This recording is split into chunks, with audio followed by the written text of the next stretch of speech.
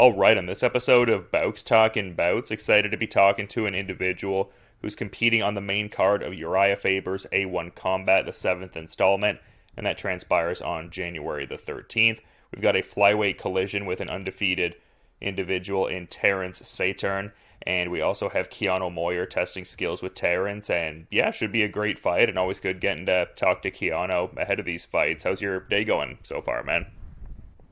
It's actually going amazing, man. I'm 7 days out from the biggest fight of my career so far, and I'm so excited. I can't wait. I actually just got done with a 4.5 mile run and then an hour of Muay Thai and kickboxing practice at Dwayne Ludwig's gym, Bang Muay Thai. So yeah, I'm feeling amazing. Great way to start the day. Yeah, and I mean, calling this the biggest fight of your career, like what aspects of that kind of lead you to seeing this as like the biggest fight? I mean, obviously we've got, the UFC Fight Pass broadcast dynamics and an undefeated prospect, as I was mentioning. Like, what aspect of this kind of makes it the biggest fight of your career? I'd say, honestly, all of those things. It's just being able to fight on such a big platform like UFC Fight Pass. That is a huge deal in itself because I have the availability to fight in front of millions of people, whether they're there or not. They can tune in and watch me, and that is a huge thing. And then also being able to fight another undefeated fighter. I haven't fought an undefeated fighter since my second fight, and I ended up taking a loss in that fight. That was the last time I actually fought on UFC Fight Pass.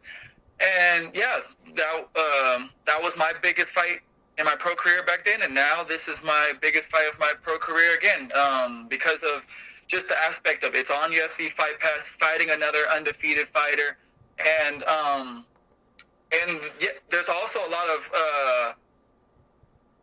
I say there's a lot of doubters right now coming from my side. There's a lot of doubt, especially because of my last couple fights. Yeah, I'm really excited to go out there and just show how much I've evolved and prove that I am one of the top flyweights in the world. Yeah, what if people said that they've seen in your last couple fights? Is it like a results-driven kind of like perception? Because I mean, I feel like people who've followed your career and like the quality of opposition you've faced and have the context of seeing the fights, like know like what your skill level is. Like, why do you think people are underrating you based on maybe the past couple performances? I say they have a reason, honestly, to doubt me because I haven't showed up. I haven't been the real Keaneo. I haven't showed up at my full potential and really showed how good of a fighter I am.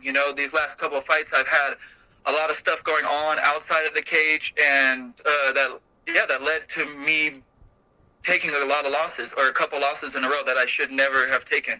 And I am fighting since the beginning of my career. I've always fought some of the top-ranked flyweights, but I know how good I am, and I know that I'm one of the top flyweights in the whole entire world, and I need to go out there and prove it. It's one thing saying it, but when I need to go out there and prove it, and I have not in these last couple fights. So I understand where the doubt is coming from, but it really has fueled me, this fight camp. It's pushed me to a whole nother level, and yeah, I can't wait to go out there and just show who I really am, how good I really am, and I'm ready to prove it. I'm so excited. And in terms of like the mental approach, like what did you learn from those past couple performances whereby you can, show up to this fight and, be the most comprehensive Keaneo Moyer possible? I'd say just some nights, it's just the reality of things is that sometimes you're just not going to fully be there, and sometimes you're just not going to show up to with your full abilities. But that's where the training comes in. That's where this fight camp, I've really put myself into these positions where, like, no matter what's going on, no matter how I feel, just keep pushing, put your head down, bite down on your fucking mouth guard, and get to it. There is no other option. I chose this as my career since I was a teenager, and I've never wanted anything else. I could be so many other things, but I've chose to be a pro fighter, and I need to follow through with it. I need to fight like a pro fighter. I need to train like a pro fighter. I need to do all the things that make me a pro fighter. And there's a lot of things that go into it just other than fighting. There's the diet. There's the mental aspect of literally, like, before my last fight got canceled in November, I isolated myself. I went up to the Rocky Mountains. My dad lives in Ward, Colorado, where there's only about 200 to 300 people living up there. And I isolated myself from everybody for about 2 to 3 months to solely focus on myself and get ready for that fight. And then that fight got canceled. And then right after that fight got canceled, I came right back out to Denver. And now I'm living in Dwayne's house that he rents out to fighters. So I'm sparring out here more than I've ever sparred. I'm pushing myself more than I've ever pushed myself. And that's right there is what makes me the best. That's what's going to make me the best, take me to the next level. Yeah, and I feel like Dwayne is someone that you've developed a rapport with over multiple camps now and stuff like that. So I think that is a cool thing to see too. Probably lends itself well. I mean, obviously he's a high-level coach, but probably has like compounding benefits with each like Dwayne Ludwig camp that you have. Yeah, there's the availability to pick his brain and just be able to like learn from him. And yeah, his MMA knowledge is on a whole nother level. He's like, yeah, he is the best striking coach in the world to me. I've watched and followed and studied a lot of striking coaches, and to me, he has a system like no other system in the whole other world. And he's constantly evolving, constantly developing his game, constantly getting better and better. And then that's how I want to be. That's what I am going to do, is constantly evolve, constantly get better. And this is an endless journey. As long as you stay on the path, this is an endless journey. It will never end. And seriously, I have put in work with him before, but not to this level. I'm at his gym. Like, again, I was just there this morning. I'll be there tonight again for sparring and another hour of Bang Muay Thai. And yeah, just being able to have the availability to also him and his gym, and also the fighters that I'm able to work with. I'm working with this camp. I've been working a lot with this guy named Dex Montenegro, and he has a fight coming up next Saturday, but he is a real like OG of MMA where I'm from. I'm from the Pacific Northwest, and he chose to do the same thing as me. He chose to come and start training with Dwayne, and now literally he's on another level, and it's just been really great to put in work with him this whole entire camp, and he's helped bring me to the next level. And I'm super excited to I'm so excited to just really fully show myself and my martial arts skills next Friday. Yeah, and I mean, fair to touch on like the region you came from, and you were interwoven in that Team Quest lineage a bit earlier on in your journey as well. So I mean, a wealth of knowledge taken from that too, I would think.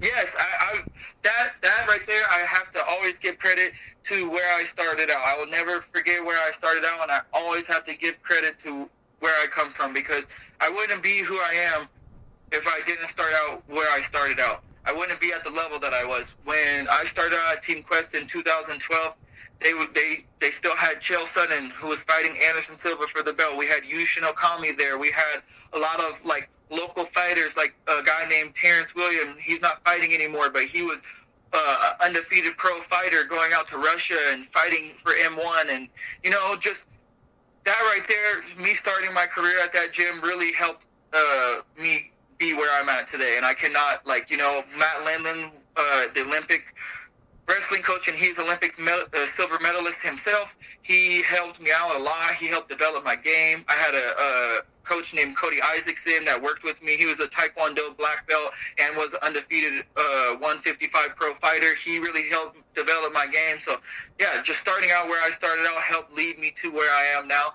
But I'd say just the level of every single time that I show up to the dojo, to Dwayne, to Bang Muay Thai, every single time that I show up, there's always somebody better than me there. And it's not like that a lot for me where I'm from. Like, I am one of the biggest fish in a small pond in the Pacific Northwest. Coming out here, Denver is one of the fight capitals. There's a lot of different gyms that I could go train at where I'm not going to be the best fighter. I'm going to be the nail. And that's how it should be. You're not always going to be the hammer. Sometimes you got to be the nail. And this camp, I've really put myself in the position of, okay, you're the nail, you're the nail, you're the nail. And then now I'm peaking. I'm a week out, and now I'm the fucking hammer. And I'm feeling amazing. Yeah, you're getting me excited for the fight. I was excited before, but compounding more so. But, in talking about this next opponent here, I was doing a bit of backgrounding on them, and they've got consecutive wins under the Urijah Faber's A1 Combat banner, and also looks like they have a bit of an amateur background, like you did as well, collecting titles, and his specifically with a few different promotions from what I was seeing, like Panda Cup, BAC, 559 fights per Tapology. Like, what are your main, I guess, takeaways from maybe doing a bit of backgrounding on your opponent? Like, what does he do well stylistically from what you've seen? I'd say I've actually I've been following Terrance since he was amateur because he's from California, so he's kind of been on my radar. Like I thought in my head maybe one day I would fight him. I didn't think it was going to be this early in our careers. I thought maybe down the line, like we fight for a world title or something like that. But I'm kind of glad that it is happening so early in his pro career because I'd say from following his amateur career and his pro career, he's done a really good job. Like whoever his coaches are have matched him up very well. Like with good, they've matched him up very well.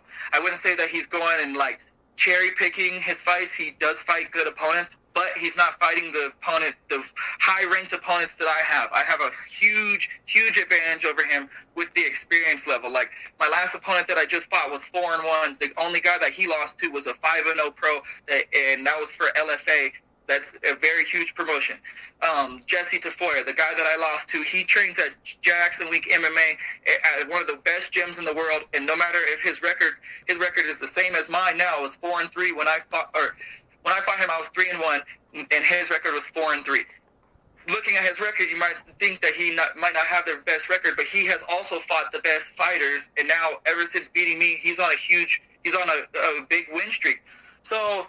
Yeah, I've really fought the best fighters since even as the amateur days, and that's something that Terrance. There's one guy that he fought that's really really high ranked, and it's On Ho, and that guy's from MMA Lab, and Terrance got dominated. Like I gotta be honest, he got dominated. That fight he got dominated, and ever since then he hasn't fought a really high level opponent that's on the same level as him. If you look at all his amateur fights, the guys that he's fighting are 5 wins, 7 losses, freaking 3 wins, 6 losses. It's like, okay, there was only one opponent that I had to fight like that, and that guy that I fought, his name was Sean Kalinowski. That guy, when I fought him, I was only 4-1 as the amateur, and he had 7 wins. It was actually 7 wins and 5 losses. So he had triple the experience as me and fought up weight classes. So he was coming down weight classes to fight me. So also with his pro career, another thing, both of his pro fights, he fought a guy that was 0-0, then he fought a guy that's 0-1. When I made my pro debut, I was fighting a guy that was literally the highest ranked flyweight amateur, and he just went pro. Then for my second fight, I'm fighting a guy from one of the best gyms in the world right now, Ghost Shed Academy, down in Miami on UFC Fight Pass. That was another undefeated fighter. Then for my third pro fight, I'm fighting the number 1 amateur ranked flyweight turning for his pro debut. So literally, I could just go on and on about my list of how I have a huge advantage over him for experience wise, and that's where right there is what's going to help me win this fight. It's what's going to help me beat him is that I've seen it all. This is my 8th pro fight coming up. I've seen everything. There's going to be a lot of things that I'm going to do to him, and a lot of things that are going to happen during this fight that he just hasn't been able to see. That's just the flat out facts. And I'm ready to go out and do it next Friday. Yeah, very excited to be checking that out for sure. But you've been great with your time, Keaneo. I want to be mindful of your schedule, and I appreciate you making time a week out from the fight. But, just curious if there's maybe anything you'd like to kind of add as a parting thought as we're wrapping up here. First and foremost, I always have to give thanks to my Lord and Savior. Without him, none of this would be possible. I'm very, very blessed to be in the position that I'm in. I truly get to live my life to the fullest right now. All the time, I get to live my life to the fullest, and I'm very blessed for that. A big thing that I say to myself every single morning is, what's better than all of me being here right now? All of me gets to be here right now, and every single day, all of me gets to be here by my Lord and Savior, and I'm very blessed for that. Secondly, I always got to give a huge shout out to my sponsors. They're another reason why I get to live my life to the fullest and make my dreams a reality. I want to give a huge shout out to PDX Sliders. They've been with me from the very beginning, even from my amateur career. They've helped me out so much. I got to give a huge shout out to Ryan Rollins. He's a huge motivator for me, and he's a role model in my life. And literally, man, he's helped me out a lot. He is the owner of PDX Sliders. Mad love to all of PDX Sliders, Slide or Die. And they have the best burgers in the whole United States, hands down.